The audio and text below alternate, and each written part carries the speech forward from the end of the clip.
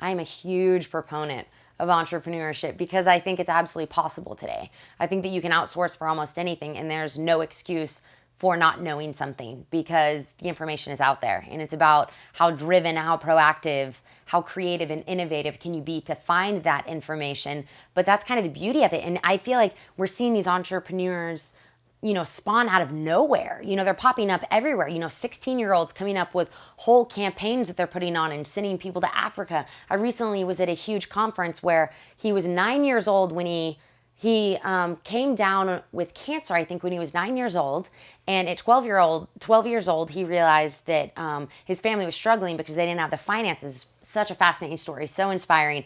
And so he shaved his entire head because he was going through chemo. And he ended up selling ad space on his head.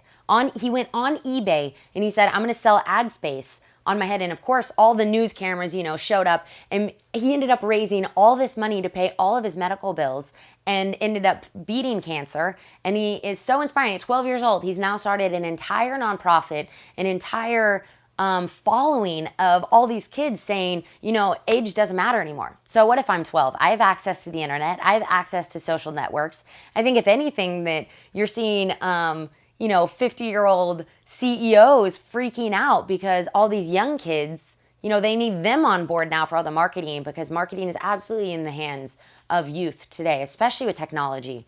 So I think absolutely entrepreneurism, there's no reason to not reach for it. And especially in a generation as empowered and entitled, I think in a lot of senses, is a lot of people believe about this generation, is not a bad thing.